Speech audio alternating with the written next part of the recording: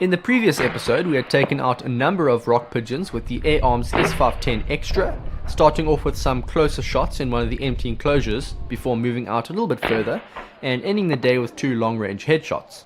We learned the importance of good shot placement, we learned how altitude can affect a pellet's trajectory, and in this episode we are going to continue where we left off, this time nearing the 100-yard mark.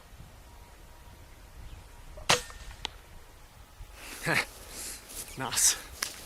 This bird just really didn't see this coming. It was perfect placement.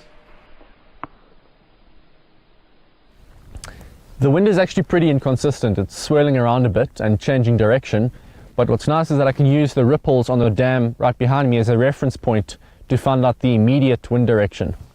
Because I'm taking a number of shots at the same distance here, I decided to use the elevation turret. I adjusted 17 minutes of angle or 68 clicks and then just held off for the wind. Again, it's a perfect shot right in the spine, and remember in the previous episode how I spoke about their tails flaring out? Well, it's exactly the same with this bird. And with that bird still on the roof, they just keep on coming. Now I don't know about you, but this whole mating with the dead bird thing is just creeping me out, so let's end this now, shall we?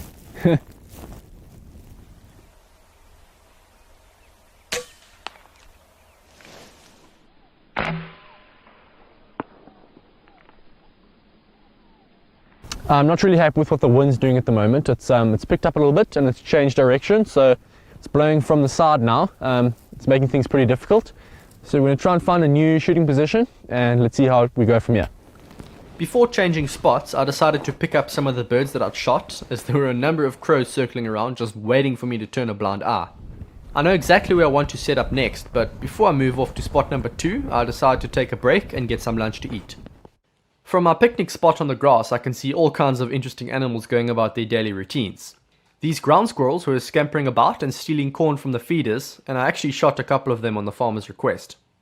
I shoot these quite often as they can be a serious pest around here, but they should not be mistaken for these mongoose. These animals are great to have around. They actually eat snakes such as the Cape cobra, rinkels and puff adder, which are the cause of many deaths in this area. And although I'm supposed to be taking a break, I just can't resist taking some more shots from the grass. Now this is quite an interesting one to watch slowed down, because if you look at the placement, it should have been lights out immediately. But I somehow think the pellet might have deflected off the wing bone and passed through the breast instead of continuing through the vitals. For this bird it was lights out. I hit him really hard. During this particular time of the day, about 12:30 PM, there was quite a lull in bird activity. They were still around, but they all seemed to be perched instead of flying around in flocks and feeding like they usually do. This is quite a close shot, and again, there's that flared out tail we've been talking about. Alright, this is the last bird shot in this video, and this right here is why I have a silencer on my rifle.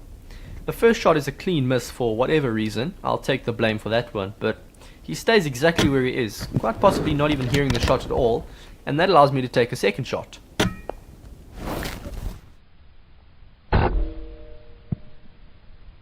And that's it for this episode, guys. In part 3 we'll get to spot number 2, which is actually an old storage shed, and I'll be going into stealth mode. Subscribe to stay notified, and I'll see you on the next one.